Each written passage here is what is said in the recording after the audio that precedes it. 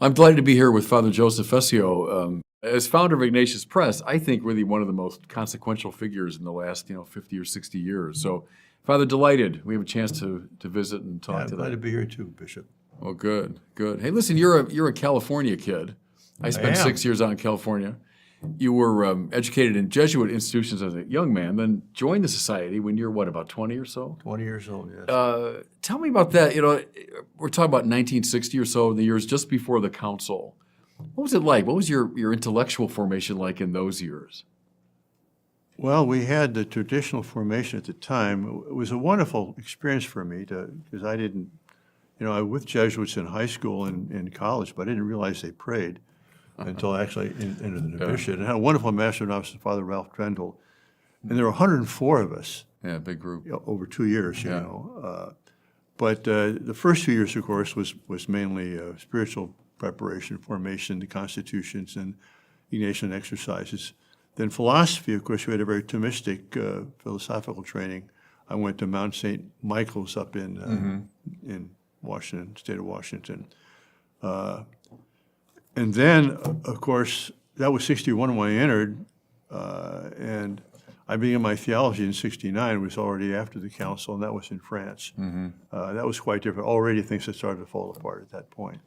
Right, that was a volatile time. You're ordained about 72, 72, right? yeah. I think of, I'm a Chicago priest originally, and the biggest classes in the history of Mundelein Seminary were in the 60s, mid to late 60s. But the class of 67, I think, was the biggest. That was, 70 students, something like that. But you look at that picture now, well over 2/3 have left the priesthood. So it was a time of kind of massive collapse, wasn't it, within the priesthood? Definitely it was. I'm always intrigued that people of your generation who stayed. Why did you stay? As you look back and so many of your colleagues were leaving, what made you stay? I made a promise to God. Makes a difference, doesn't it? Yeah. Yeah, because it was a demoralizing time for a lot of people, I know. But also, I thought about this at the time, that, people get married after some preparation, maybe 6 months, if that. We had 2 years of preparation. Yeah. What is a religious life? What are the vows? What's expected of you? What are the difficulties? And if after 2 years of preparation, we're 20 or 21 when we start, if we're going to be let out of the vows we make, why should someone who gets married and finds out that it's a lot different than they expected, why should they be held to their vows, Yeah. No, I think there's a great obligation on the part of vowed religious to be faithful to their vows as a strengthening factor for those who have made their vows in marriage. I think that's right, yeah. Right, the two enforce each other, don't they? Absolutely. Priesthood and married life. Tell me a bit about the exercises. I've had the privilege, 4 or 5 times in my life, doing not a 30-day. I must confess I've chickened out of a 30-day retreat.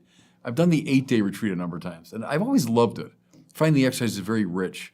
Tell me about your relationship with the exercises. Well, that's one of the geniuses of Ignatius, that there's nothing new in the exercise. The way you organize, put them together, it's a way of finding out God's will in your life, and he's a master at doing it. Of course, it was inspired by the Spirit, I believe. Now, by the way, I made 30-day retreat 3 times. 3 times. Only twice you're supposed to, but they didn't. I made one with the Lubac in just the 2 of us. He was your director? In Belgium, Oh, my goodness. Wow. In Belgium, but they wouldn't count that for my long retreat.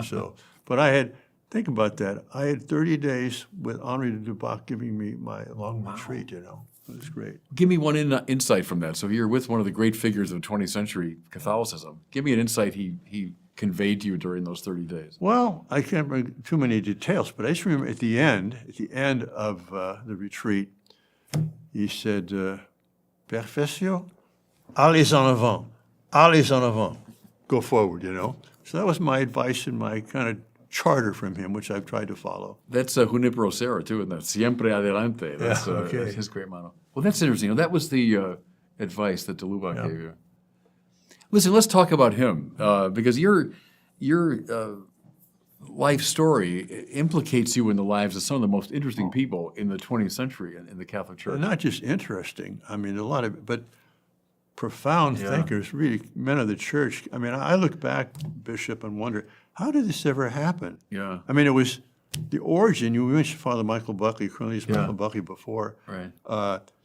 I was at the University of Santa Clara as a regent in the Jesuit formation, you got your spiritual formation and vision, then a couple of years of philosophy, and in between, you teach at a high school or at a college, and then you do theology. So I was in Santa Clara University as a regent, a mister they called us, a scholastic and unordained Jesuit in formation. And Father Buckley and I they called us the Fessio Buck Productions. We put on various things. We had a program for young kids in the East Bay, East San Jose, who were disadvantaged kids. And it was the 60s, okay? And I'm trying to grow a beard and trying to play the guitar, and neither one very successfully. Yeah. But my superior, the rector there, Father Copeland, was a former World War II chaplain, very straight down the line, man of regulation. And I found out by the grapevine he didn't like my growing this beard. So I went up to the provincial. Father Buckley and I drove up there to San Francisco, saw the provincial. I said, look, I'm not a rebel. I'll shave the beard.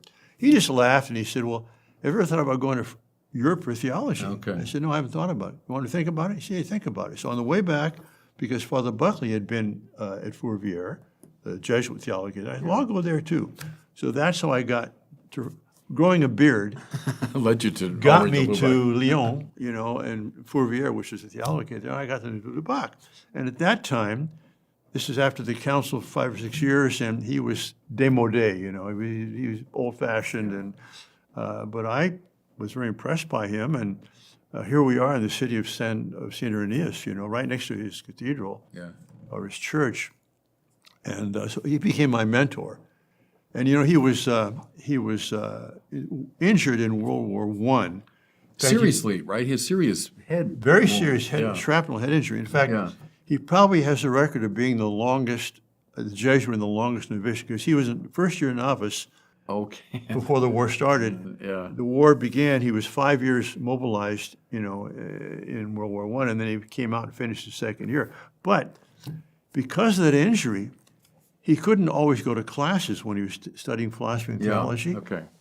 So he stayed in his room and he read the entire Patrologia Latina et Graeca by Mina. Now, for those who don't know, this is a great scholar of the mid-19th century who collected all the writings of the fathers, the Latin fathers, and they were in Latin, and then the Greek fathers in Greek with Latin translation. It's 100 volumes, I think, something like 100. A library shelf. Shelves. So he read the whole thing. Just think about that. I mean, immersing himself, and that really led to him, I think, being such a profound thinker and a great mind of the church. And when you met him, so it's in the early 70s, he would at that time have been in 76 his years 70s, old. right? Having been through an awful lot of drama in his own life, beginning with World War I, the Jesuits, emerging as a major theological figure, and then enduring a lot of harassment, you might say, from people within the church, even being silenced effectively. That's right. In, the 1950s, just before the council. It was just, actually, he wrote Sur Naturel in 1946, right after the war, and paper was very short. In fact, I saw one of the first printings of this thing where the first half was on shiny paper, the second half on kind of rough paper. So it wasn't well distributed, but there were people in Rome that were upset with what he did, and they had him silenced, Gary Gould-Lagrange played a role, didn't he, in some of that? I think so, but it was Boyer, B-O-Y-E-R, I think, who was the main player in that. Not Bouyer. Boyer's different. Right. But, de Lubac is up for canonization, right? He's being considered. Yes, his cause has been introduced, that's right. I think if he's canonized, I pray that he is, it would be because of those years, right, where he showed extraordinary patience. He didn't go into open rebellion against the church. He didn't, engage in polemics. He. No, in fact, I heard from Father Bernard Cespoe, who was a professor there at the same, when I was there, that when this happened, de Lubac had not been teaching, but had been writing. And he was told by the general at the behest of the Pope to cease teaching, which he wasn't doing anyway, and cease writing. And in those days, maybe still, after lunch, which is the main meal, they go down into the basement area and they have these little demi-tasses of coffee. And cigars, usually. Yeah, cigars, coffee, which is thick as like an engine. Like taking medicine, right? Okay. But they were all very upset, and they were complaining about the Pope, and they were criticizing the Pope for doing this. And de Lubac left in tears saying, I can't have you criticize the Pope in my presence. Is that right? He left. That's pretty good, huh? The story I've heard along those lines is at the council itself. He's on the steps of St. Peter's with Hans Kung. And Hans Kung was just going on about how terrible this had been, what had been done to de Lubac, how unfair it was, and how the church. And de Lubac's response was, Elle est quand même notre mère. But she's still our mother. Yeah. You know, and I thought that captured the spirituality beautifully. He wasn't in favor of his being silenced, but he accepted it. Well, I became his amanuensis because he was not well at times, and so he'd dictate to me, and I'd type his letters for him. But one day I was in his little room, and his study there, and the phone rang, you know. So I get up to leave, and oh no, it's okay. And he's saying, oh no, Papa, I can't do it. No, hangs up. What's that all about? Well, it was Cardinal Villot. He wants me to come to Rome for the Papal Theological Commission meeting in October, but I really can't. I'm not well, and I can't go alone. There's no one to go with me. I said, I'll go with you. Oh. Will you? Picks up the phone. He calls, I'll be coming, you know. So I go to Rome, accompanied Lubac to the meeting, and there was Ronner and Lonergan and Bouillet and Congar and Ratzinger, Balthasar. I mean, This is the International Theological Commission. yeah. And this was the A team. cream all of the there. crop of Here that. I'm this little, you know, recently ordained priest and everything. But while he was there, he was asked to give a talk at San Luigi Francesi, which is the sure, French National Church where in the Caravaggio's Piacenza there. Yeah. And so I go and I bring him to give this talk, and I'm sitting there. It turns out, you know, I didn't know what was happening, but I was sitting in the front row with Balthasar on my left and Wojtyła on my right. Okay. And so Not bad, huh? so Lubac is up there, and he'd been sick for the last couple of days, and I had to, you know, walk him up there. And he's at the table, and you see he's very pale, but he's speaking about the role of Peter and of the papacy in the early church. And, you know, as he's speaking about Peter and speaking about the papacy, you could just see him kind of come to life. It was like watching the resurrection, you know. And he finally, it was over standing ovation. He grabs, he says, we have to go outside. And he grabs my arm, we walk outside. He says, J'ai fait mon devoir comme Jésuite. J'ai défendu le pape. I've done my duty as Jesuit. I've defended the Pope. Yeah. Because this was under Paul VI, you know, who was criticized quite heavily. Anyway, but that was... That's still a basic Jesuit task, isn't it? I mean, Yeah. to stand in solidarity It with the is. Pope. Yeah. No, he was a great man of the church. I mean, and wonderful scholar, sense of humor.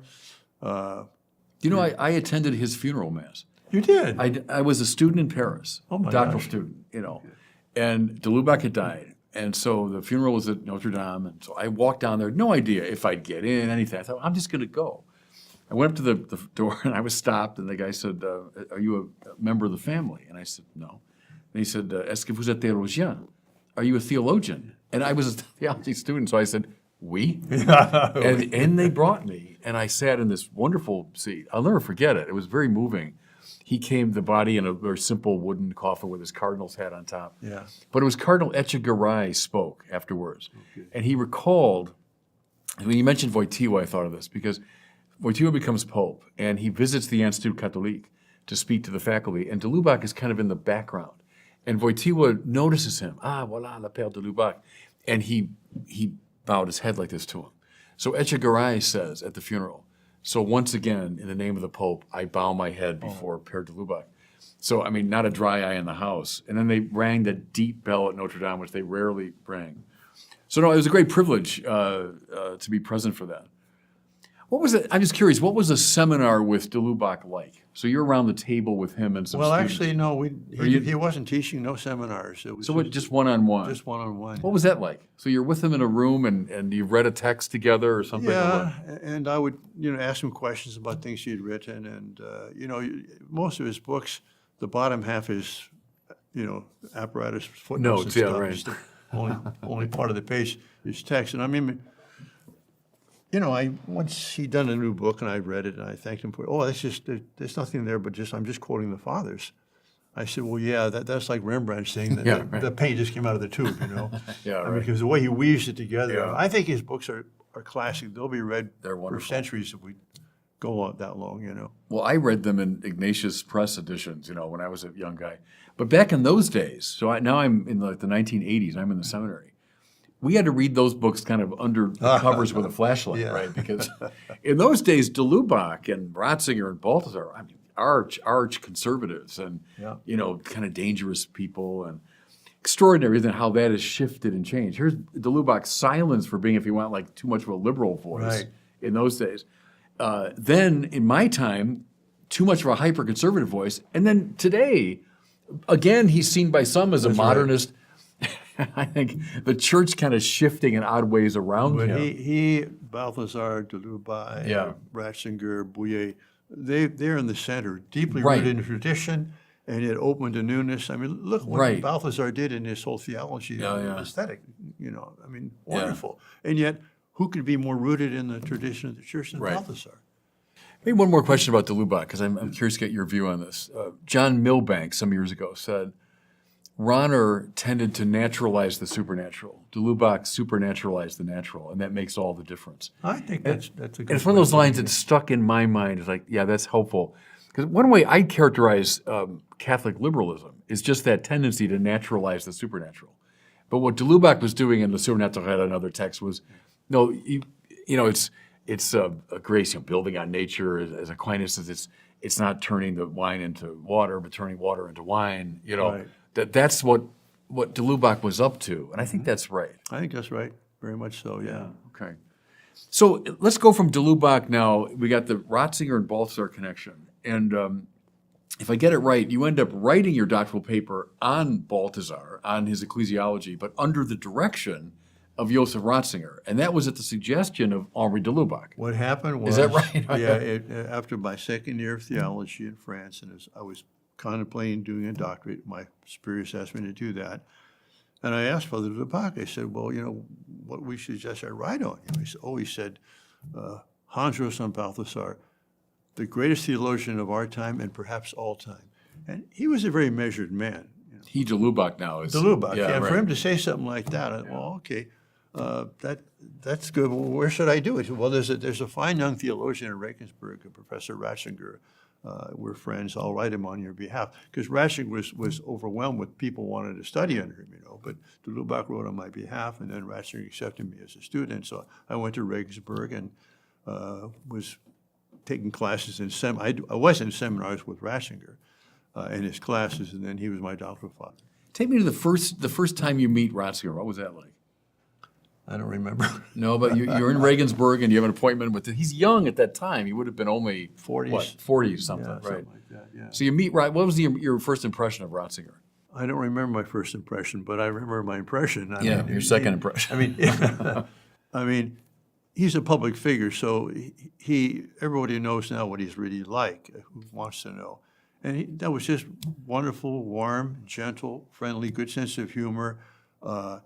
I have a friend who was with me there as doctoral student, Father Vincent Toomey, who was sure. an Irish priest, wonderful Irish priest. And he had been with Rahner the year before in a graduate seminar. And he said, the Haupt seminar, where you got 8 or 10 or 12 of the graduate students, and one makes their presentation, and then they discuss things and so on. He said, well, in Rahner's seminar, a student made a presentation, and for the rest of the 2 hours, Rahner would talk. With Ratzinger, because we were there together, a presentation would be made. He'd say nothing except he'd ask me, what do you think? What do you think? Especially a lot of students who weren't naturally German speaking, like myself. My German was terrible. So he's going, Fessio, was denkst du, was denken Sie? And so he made us all talk. He listened. At the end, he'd kind of lean back and in 2 or 3 long German sentences summarize the whole 2 hours, just putting things in the right proportion, the right emphasis. It was like a symphony, just the grand finale of a symphony he produced there. It was phenomenal. His ability to listen, to grasp what everyone was saying, and to kind of weigh it all and put it together. It was really beautiful, wonderful experience, which, by the way, when John Paul II asked him to oversee the catechism, that's perfect, He's the perfect man to be able to bring not only all the teachings of the Catholic Church together in one place, but to organize it in a way that gives everything its hierarchical value. It's beautifully done. And it's interesting, you talk to bishops of a certain age who would have known Ratzinger when they went for their ad limina visits. That's exactly what they said. That, bishops are on a table, they'd each share something Yeah. about their diocese. He would listen very patiently, and then at the end, perform that little symphonic move, right? Yeah. Of getting it all. So he never lost that touch. No. And the skill, with summary, the precision of language, all of that. I've seen films of the young Ratzinger speaking, and they are extraordinary. Whether it's in German or his beautiful French. He had great French, very good English. An extraordinary performer in that sense. I mean, he was just the master of that situation. But how often would you have the seminar? Once a week? Was that once every couple weeks? Oh, the seminar. Boy, I don't even recall how often we had them, whatever the schedule was. But we had classes with them, and then the seminar, and then, of course, private conversations with them. And then also, in 1977, he was made Archbishop of Munich-Freising. Yeah. And he had about 50 doctoral students that had been there, in the last 10, 15 years. And so we decided, well, let's try and have a continuation of this in some sense. Right. And so we formed the Schülerkreis, Right, yeah. a group of his former So students. you were part of that from the beginning of it. You were part of that Schülerkreis. Yes, from I the was, beginning. because I finished my degree in 74 or 75, finished the course in 74 and the writing in 75. And 77 was he, stopped teaching because he became Archbishop.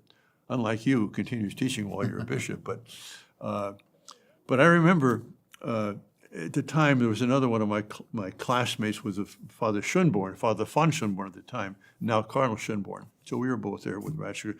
Schönborn did not do his degree under Ratzinger, but he was there for a year. And we were at one of these Schülerkreis weekends. Every year we'd have a weekend at a monastery. We'd have Mass together. We'd have meals together. We'd have a seminar where someone invited in to give a little talk.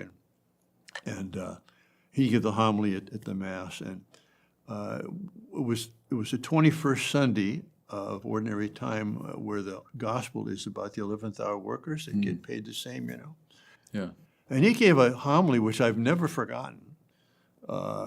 And every time I see that gospel now, I think of that homily. And 20 years later, after Schönborn had become cardinal, he and I were both down at our friend's place in Southern California, Judge Bill Clark, at his chapel.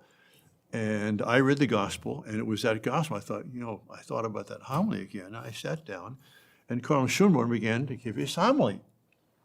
And he said, 20 years ago, Joseph Ratzinger gave a homily on this text, and here's what he said. And he said the very same thing. Yeah. And It what was impressed that? Both of you.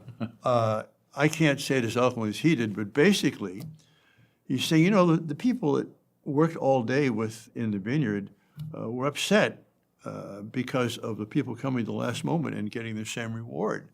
And they resented that. But they shouldn't have resented that, because those of us who had the joy and the blessing of being in the vineyard all day with the Lord from the beginning, suffering with him, rejoicing with him, eating with him, working with him by his side, we have nothing to complain about. We've been there the whole day. Yeah. Anyway, it's a beautiful homily. Yeah, we have the privilege of being with the Lord all that time. Yeah. So why complain about it?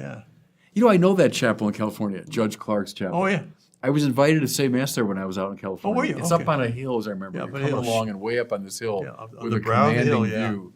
And Clark, who had a big impact on Reagan, didn't he? Oh, you did? He made Reagan pro-life. Right, and shaping his imagination in a more religious way. I got twice to the Reagan Ranch when I was out there, because it was in my region. And I was struck by the Catholic symbols in the Reagan Ranch, and the impact that man had on this very important political figure of the last, 50 years. I'm glad you mentioned that. Ratzinger, man of the council. He's a young Peritus under Cardinal Frings, right, at Vatican II. Would have been seen as one of the kind of young Turks, the more liberal-minded people, along with Kunz, Gillibex, Rahner, and company.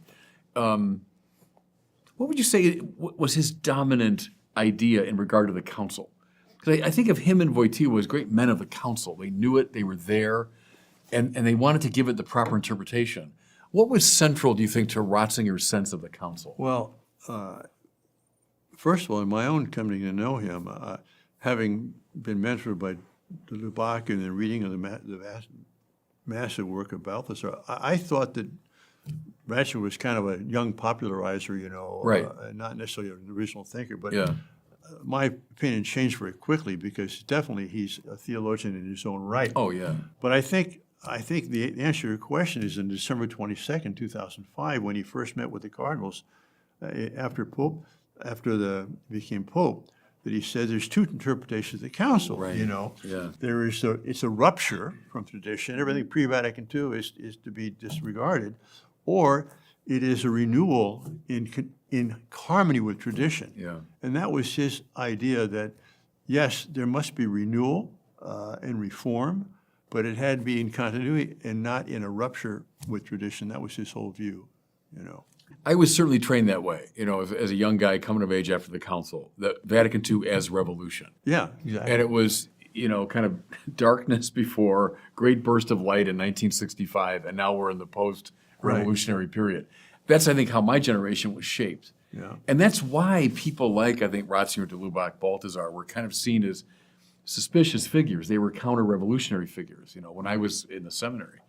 But finally, they helped us to see what you just said, the huge continuity between Vatican II and the rest of the great tradition.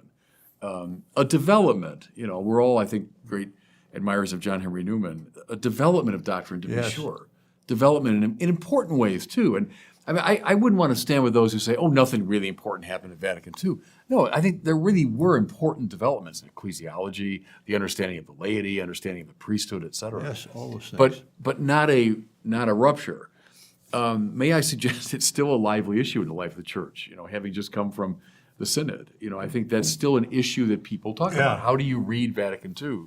And those of us who are saying, read it as a development and continuity with the great tradition. So it's still a lively question. It is. Now, how did you break out of the straitjacket that you were formed in? Because you were in the 80s, right? Yeah. And that was the whole thing about Vatican II. Has been, Right. We're come of age now. Everything pre-Vatican II is worthless. What happened? Did you resist that at the time, or were you sucked in by that? I had a certain grace in my life, which was when I was 14 years old. A young Dominican friar taught me one of Thomas's arguments for God's existence, and it set me on this path of discovery. I was a baseball player when I was 14. I wanted to be a Chicago Cubs shortstop. So I wasn't interested in the life of the mind or anything like that. And then that set me on this path, and it got me deeply interested in Aquinas. So that was a kind of ballast that I had. But then I also went to Catholic University on this Basilian scholarship, which was a master's program in philosophy. And I had people like John Whipple. I don't know if you know John Whipple, who just died a few months ago. One of the great Thomists in the world taught me. And then Robert Sokolowski, who became kind of an intellectual hero of mine, taught at Catholic U. And that gave me an added sense of the richness of the tradition. So as I was being kind of instructed in standard Catholic liberalism of the time, I had happily this counterweight. Well, when I was 14, I was a baseball player too, and as well. And also, I was at a Jesuit high school. I asked myself, wait a minute, why am I Catholic? Because my parents are Catholic, but other parents are Jewish or Muslim or whatever. That's not a good reason. I began to think, well, does God exist or not? It's interesting. That's a very important period in a person's life, seems to me, that high school period. Yes. And I've said that for years in my pastoral work. Don't neglect that time. And the teachers, I think of the teachers I had in high school were some of the most influential of my entire life. Same with me. The kindergarten through graduate school, but the high school teachers were the ones. I've said the same thing, that just like you, I've been to college, post-college, graduate work, but the most important educational time of my life was in high school. Yeah. And the teachers I had, I still remember them. Yeah. We could have both been great baseball players. I hit .435 my last season. How about you? What were you batting? I hit .435 my last season. Oh, my goodness. Yeah. When I was in Little League, I was a very good hitter, and then my eyes started going bad. And I could tell one season my batting average plummeted. And then we went to the eye doctor. I couldn't field. I was a klutz in the field, I was a shortstop, and I was a good hitter. But then, as I say, my eyesight started going. Yeah, well, it put me in right field as far away as you get from any action, Yeah. No, I still love baseball. But, speaking of baseball, John Whipple, Monsignor Whipple, the story always went that he faced a decision, either to go into the Cincinnati Reds farm system or to become a Basilian, to study philosophy, because he was that good a pitcher. and he decided to become a Basilan. So he might have become a pro baseball player. Well, I had a choice to join the Pittsburgh farm system or continue studying engineering. And I said, I'm never going to be a great baseball player, but I'd like to be an engineer. But they were pursuing you for the Pittsburgh Pirates farm system? Yeah. No kidding. Well, you must have been pretty good. I wasn't, but I. No, your fielding must have been better than you were suggesting. No, I was a pretty good hitter, you know. Yeah, wow. In fact, the two of us were performing for the scout. One was Jim Fregosi, who went on to be a major league player, and he coached the Angels, I think, you know. Of course, the Pirates of the 1970s, when I was a kid, Roberto Clemente was one of my heroes, one of the great players. Reaches 3,000 hits exactly, and then dies in the plane accident. Yeah. Anyway, so we talk about baseball at our next All right, gathering. next You know session. what? I'm curious. So we got Lubac, Ratzinger. Now, Balthasar. So you write on Balthasar's ecclesiology, not under his direction, but on his topic. But you would have come to know him in those years. Oh, very well. Yes, in fact, he helped found this secular institute, the Johannesgemeinschaft, Johannesgemeinschaft. Yeah. the Community of St. John, and they have a little kind of a chalet on the Rigi, which is a mountain between Zurich and Lucerne. And Balthasar would go there in the summer for a few weeks, and he'd invite to Lubac, and so the Lubac would bring us up with him. So I was there for a couple of weeks with Balthasar and de Lubac, being able to have meals with them. I still have my chalice that they've celebrated Mass with, What language were you speaking at that time? French. Yeah, because de Lubac didn't speak German. And Balthasar had beautiful French. Oh, I've my heard him gosh. speaking French on YouTube, but he has beautiful French. Excellent French, extremely good. And his English is quite good, too. But I remember, for one thing was de Lubac had just come back from Crete. And so he was recounting to Balthasar his trip to Crete. And I'm listening to this, thinking to myself, if I went to Crete myself, I could not experience this as well as I can listening to him talk about it. Because, what a historian does is not just recount everything that's happened, but pick out the important things and put them in a pattern, Yeah. And de Lubac had that ability. It was just beautiful. And then listening to those two people talk, it was like watching two galaxies coming into intersection, whatever. It's so glorious, Balthasar is staggering. And when I was a kid, when I was going through theology, Ronner was the mastermind. Oh, yeah. So we tended to read something from the Bible, something from the Fathers, a little Aquinas, and then Ronner. Yeah. And Ronner would settle the matter. Yeah. That's the way it usually went. Yeah. And I have great admiration for Ronner. Heck, I read, the Foundations of Christian Faith, and we read Theological Investigations. And, he was a mastermind figure. He was. But it was my discovery, Balthasar. I would have known the name Balthasar maybe when I was going through seminary. But, we didn't read him at all. It was Father Guy Mancini of St. Meinrad. Father Guy, Heard the name. monk down there. And I was there on a retreat, young guy, and I'm in his room. And I see Ronner on the shelf. I go, oh, Ronner. And he goes, yeah, I cut my teeth on Ronner. But the one you should read is Balthasar. Oh, Balthasar. I don't really know him that well. Then I get to Paris for my doctoral studies. And I go into the Procure, the great theological bookstore in Paris. Yeah. And I've seen all the Casper and Ronner and all Kung, the usual names, Skielebecks at the time. And then the Procure had 2 shelves of Balthasar. And it just struck me. I thought, wow, that's the guy that Guy Mancini talked about. And maybe I should read him. So I got the Mysterium Pascale in French. And I was trying to get my French better, so I bought a French edition of it. And I brought it down to the Seine, right behind Notre Dame. I used to love to sit there to read.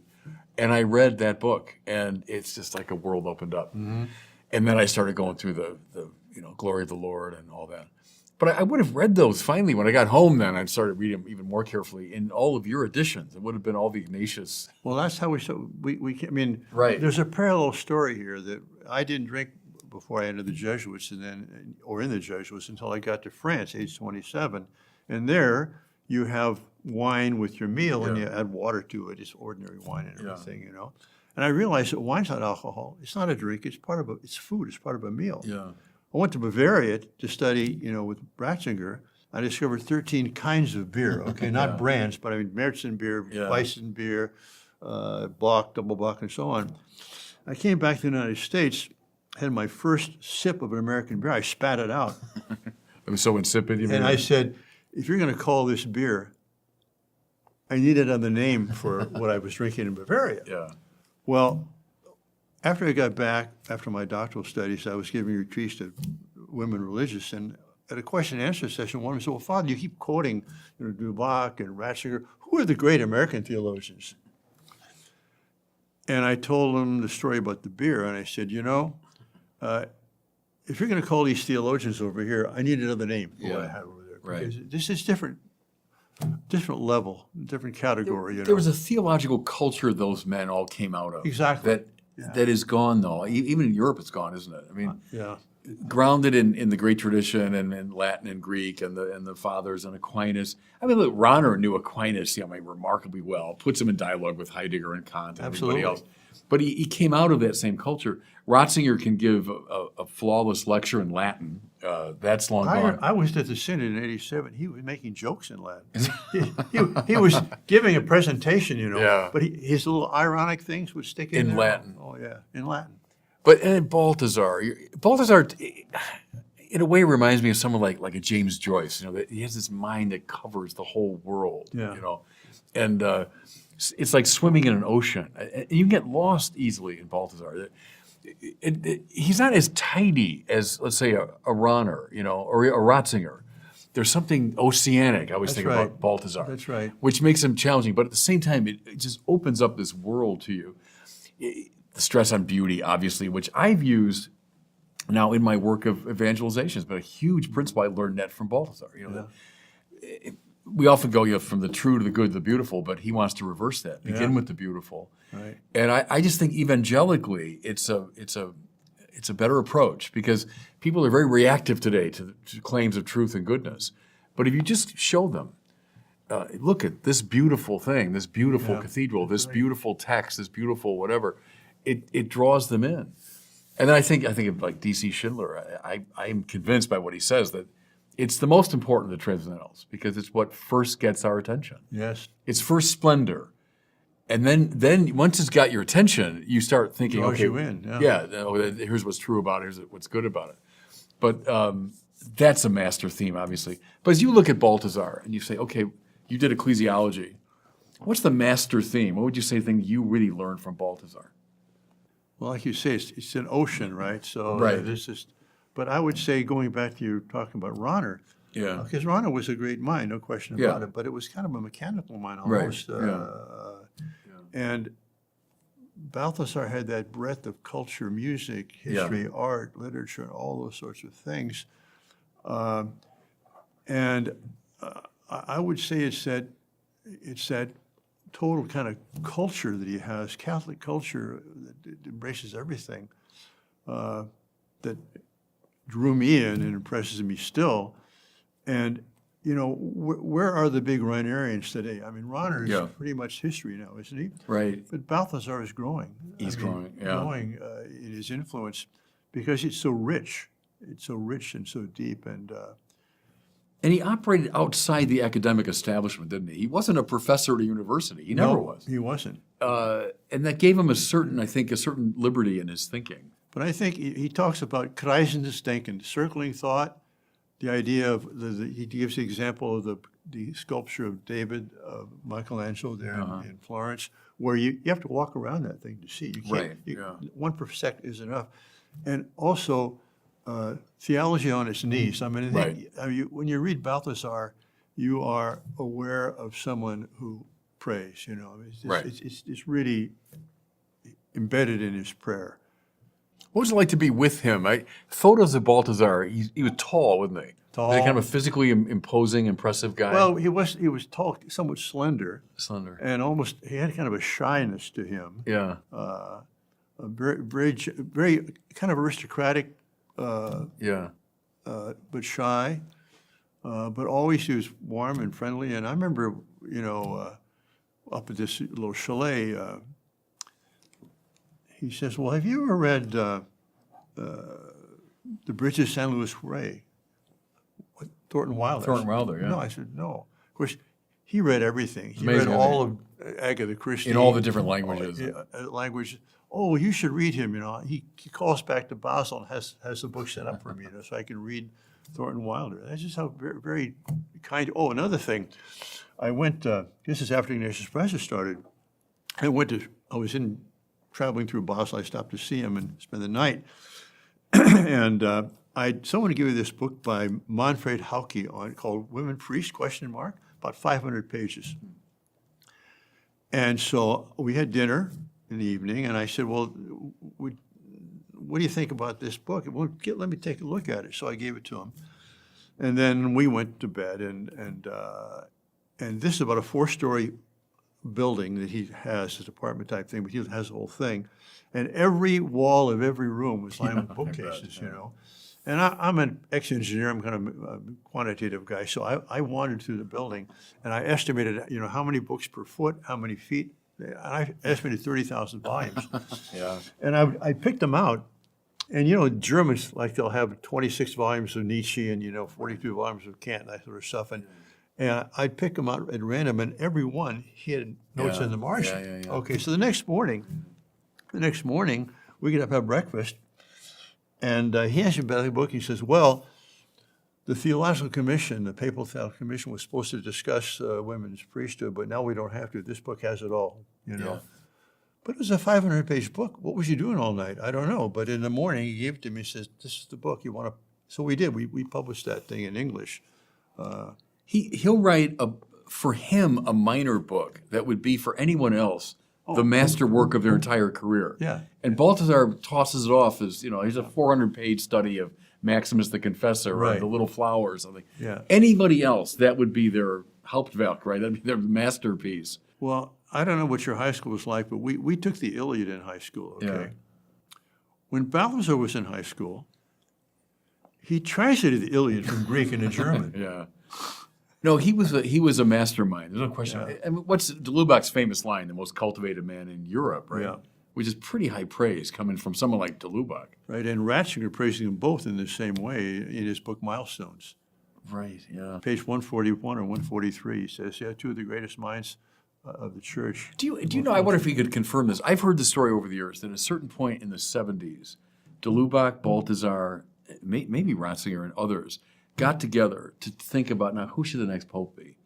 And that they identified Wojtyła, that he would be a good candidate. Have you ever heard that story? I don't know about that story. I know they did get together to start Communio magazine. Well, of course, Communio, yeah. That's for sure. Yeah. And I do know I was, after he became cardinal, I was stopping through Paris, and I came on the night flight, so I wanted to celebrate Mass. I went up to visit the Lubac and Rue de Sèvres, and he had a little suite there with his little sleeping quarters and his study, and then a little chapel. And I said, could I say Mass in your chapel? Of course, you know. Cardinal Lubac in his 80s served my Mass on his knees. He was cardinal Anyway, at the time. Mass is over. Yeah. He goes into the restroom, and I'm standing there, and I see this dossier there. It says correspondance papale, you know, papal correspondence. Oh, what's in there? You know, I open that thing up, and Are you over? and there's letters from him and Wojtyła, you know, before Wojtyła was pope. Oh, and I got a card from him too. When Wojtyła was elected, I got a card from Lubac saying, "Thank God we have a Humani Vitae Pope." That's what he said. Is that what he said? Humani That's Vitae interesting. Pope, yeah. I wonder, what was it like for you, 1978? So I'm 18 years old, the year of the three popes. So to me, it was like, oh yeah, the popes died and a new pope, and you know, I was interested, but in a sort of external way. But you who knew all these people, what was your reaction when Karl Wojtyła came out on that balcony? Well, that was 78. 78. I was teaching. Yeah. You would have met him at that point, and you knew all his friends. And, I had met him, but didn't know him that well. I mean, Yeah. I hadn't really talked to him or anything. You know, I was happy. I didn't know much about him though. yeah, okay. But when Benedict when of course, Ratzinger became Benedict, pope, yeah. that was I remember that very well. Yeah. I mean, that was because I was confident he'd be chosen because there was no one else. Yeah. There was no one else of that stature. You know. Well, the cardinals especially knew that. So in the outside world, the Panzer Cardinal and all that nonsense, but the cardinals who had been dealing with him for Exactly. years knew all of his great gifts and That's right. strengths and his balance and his moderation. That was the advantage of him being a curial cardinal for so long that all the other cardinals that got to know him, who he really was. You know. Right. Oh, no, I remember 2005, yeah, and the death of John Paul and how dramatic that was, and his Yeah. funeral, and extraordinary. I had the privilege twice. I was a scholar in residence at the North American College in Rome. I was working on a book both times. But I would, in 2007 especially, Benedict was doing talks on the Church Fathers. Yes. And I always made a point, whatever I was doing, I would get down to St. Peter's Square to hear him. And what invariably struck me was, this is a church father talking about the church fathers. You know, his bearing and his command of language and his style and his theological depth and the ranginess of his mind and the sort of calmness of his soul. I mean, all that was on display. And it was very moving to me. Well, you know, he was born on April 16th, 1927, which was Holy Saturday, okay? Yeah. And in those days, you could have the vigil mass in the morning. So he's born at 4:30 in the morning, and at 8:30 his mom takes him to the vigil mass, and he's baptized at the vigil mass. So his natural life and his supernatural life began in the heart of the church's liturgy. Pretty good. And that's always meant a lot to him, you know. So I had a premonition that he was going to die on some symbolic day, which he did. December He died the 31st. 31st, right? So the vigil of the Mary, yeah. Mother of Mother God. of God. Yeah. And then 2 days later, it's Basil and Gregory, okay? Gregory of Nazianzen. Basil's brother is also Gregory of Nyssa. And those three men, saints, fathers of the church, doctors of the church, in the 4th century, which is the Arian century of the disasters, you know, in the church. And I thought to myself, you know, I'm willing to bet that before too long, a century or so, we'll have 3 more doctors of the church. There will be de Lubac, born in 1896, de Balthasar, 1905, Ratzinger, 1927. The 3 of them were close friends. Yeah. They corresponded. They mentored each other in a certain sense. I think those are 3 great men that are going to stand out for the rest of church history, just like Basil, Gregory, and Gregory. Yeah, honestly. I agree with that. And I'm thinking of, the one that's currently up for that, Newman. We bishops just, decided to ratify what the English bishops had said. Let's make him a doctor of the church, and we all voted. Yeah. I think there was one vote against it. I don't know who it was. Really? All the bishops voted, except for one. But and Newman was an influence on all 3 of them, wasn't he? Absolutely. Yeah. Of course, yeah. It's been said he was the most important non-present figure at Vatican II. That Newman was kind of haunting the minds of so many of the great players at Vatican II. I think Mueller and Shaben in a sense too, but that was more in the background. Yeah. Shaben is somebody that I've only in recent years really discovered. And talk about another sort of mastermind figure Yes. who died young. Shaben was only in his 40s when he died, right? Yeah. But that's an impressive mind. And Ratzinger loved him. That's right. Ratzinger was very indebted to Shaben. I could talk to you theology all day. Let's talk a little bit about Ignatius Press. So you come back from this heady experience in Europe with these great figures. You've taken in their thought, but also their personalities. You realize how important they are for the life of the church, and you say, look, we got to publish these people in English to make them available to an American audience or an English-speaking audience. And you pulled it off. I mean, it's been a massive success, hasn't it? And indeed has fulfilled that mission, then gone beyond it, but certainly fulfilled that mission of bringing these people. As I say, I would have read all these folks in your editions, So mission accomplished that way. Tell me about the beginning of it, though. Opposition to it, difficulties, obstacles as you were getting that going? Well, it started, I met this wonderful Catholic layman when I came to San Francisco, John Galton. We're still good friends. We used to get retreats together and so on. We had a reading group.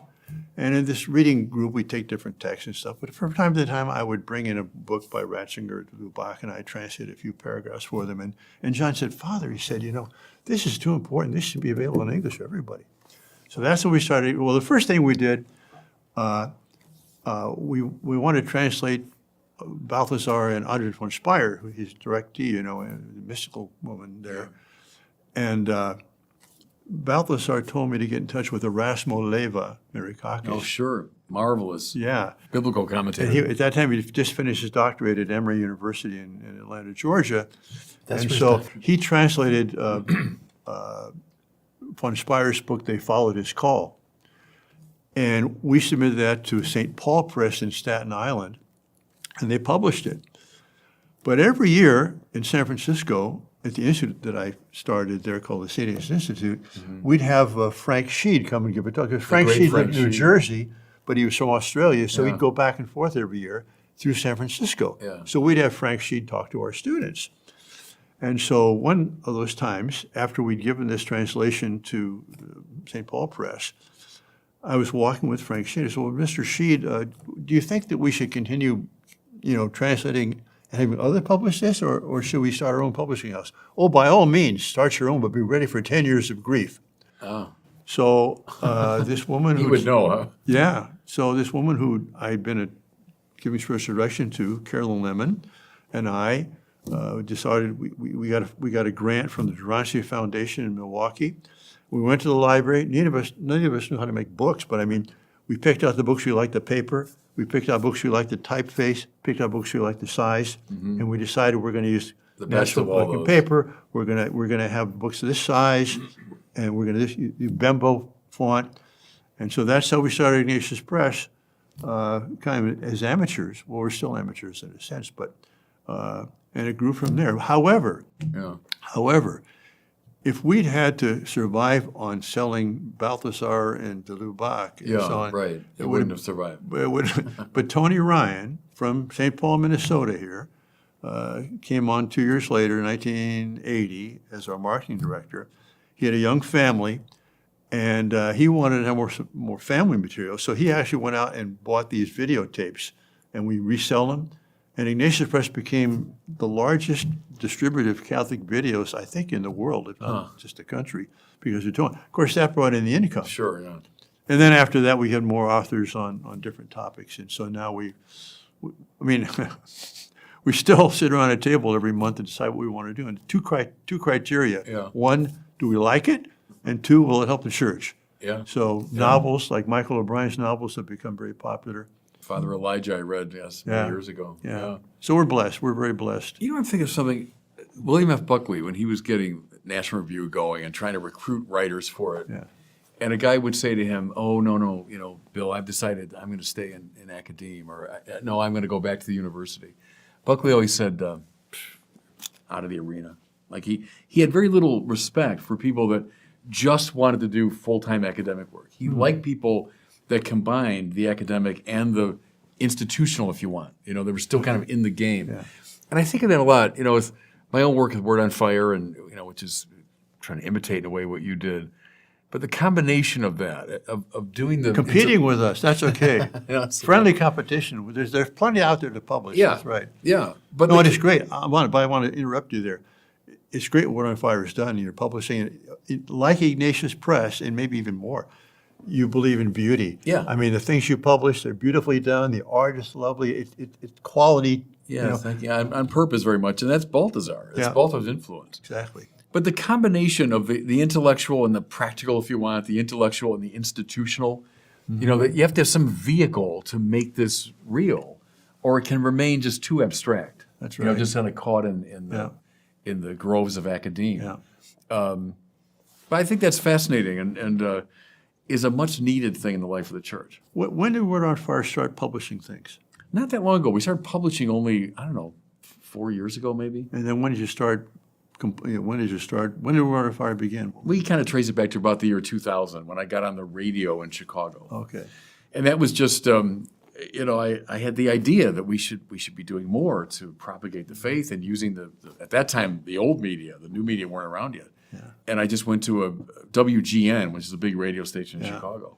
And I said, what would it cost to get on the air, like a sermon show? And they said, at 5:15 a.m. on Sunday morning, we got 15 minutes. It'll cost you $50,000. So I asked the people in my parish for that money. Yeah. That's how we started.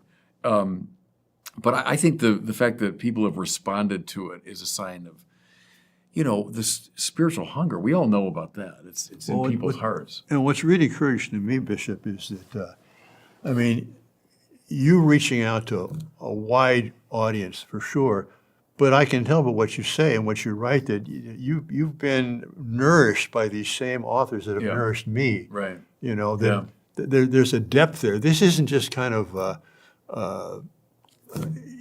rhetoric or superficial stuff. This is deep. It's like I think Ratzinger does this too, with more than the Lubac and von Balthasar, is that he's able to take these tremendously beautiful, powerful Catholic traditional thoughts and put them into a form where, people can understand them and appreciate them, Yeah, I appreciate that. We've always said truth and beauty are the two things Yeah. we want. I grew up on dumbed down Catholicism, and I hated it. It's been a disaster pastorally, and we can document that because the people disaffiliating will say over and over again, I never got my questions answered. I started asking more serious questions, and no answers were forthcoming. So that decision we made as a church a long time ago to dumb it down was a disaster of the first order. So truth, but then beauty is the other element, and I learned that from all these great people.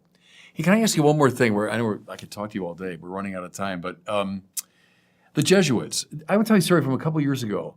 I was invited by the Jesuits in Chicago, the provincial there, or the leader of the group there, and it was the guys who've been through tertianship, right? So they're ordained, and they've been out now doing some other specialized work. Good guys, and we spent, I'd say, 2 hours. I just came and I did a little talk on the work I'm doing, and then we opened it up for conversation. And it was marvelous. These are people that are working at America Magazine, and they're working at universities and in high schools and all over the place. So after a long conversation, one of the guys said, now, we feel pretty comfortable talking to you, and we've had a nice conversation. Bishop, if you were to give us, some advice, what would it be? And so what I said to them was, I think you guys, the Jesuits, went a little too enthusiastically down social justice road. And I said, I get it. I totally support that, aspect of the church's life. But I said, I think you didn't abandon them, but you turned away a bit from your high schools, your colleges, and the basic instruction in the faith. I said, look, we're dealing now with this disaffiliating generation. And so I said to them, there were about 30 people. I said, I would get back into your high schools and your colleges and your universities, and with an apologetic thrust, to defend the faith and to talk about the faith and to give reasons for the hope that's in us, And so that stayed in my mind. They seemed very, open and receptive to that, and their I think it was the provincial was grateful to me for saying it. But I just want to get your reaction to that about looking at the Jesuits. Well, we'll see. I mean, who's the major figurehead or the face of the Jesuits today? James Martin. Well, Jim, yeah. Yeah, okay. Yeah. So that's the direction society's gone. But to bring this kind of full circle, this nice round table, we can make a circle out of this, social justice. I mean, the Lubac's first book, main book, Catholicism, on the social aspects of doctrine, I mean, with that appendix from the fathers of the church, I mean, there's the social doctrine of the church rooted in the dogmatic, core of the church. Beautifully done. No, that's helpful. That's a good point, because you're right. That text, which was hugely influential on a lot of people, and when I read it, it was one of those texts that just, it opens your eyes in a fresh way. But you're right. It's all about the social implication of every doctrine of the church. And to bring up another book, Drama of Atheist Humanism, which Joseph Pierce and Vivian Dude and I have been discussing on our Forum Book Club. That's a marvelous book. That's never going to get old. And he's talking about the 19th century, which laid the foundations for what happened in the 20th, and we're going through now, the secularization, this idea that we can have a humanism without God. Yeah. Well, what happens with that? You destroy man. And he shows it. He just lays it out. So I think if the Jesuits would be more influenced by someone like the Lubac, they would have, I think, a better influence on our culture. Mm-hmm. Yeah, that makes sense. And that's, again, his ongoing impact and all three of these gentlemen that you were so privileged to know. Yeah. Listen, thank you for taking the time today. Sure. Thanks for having me. With us. I enjoyed every minute of the conversation. Likewise. God bless you, Father. God bless you.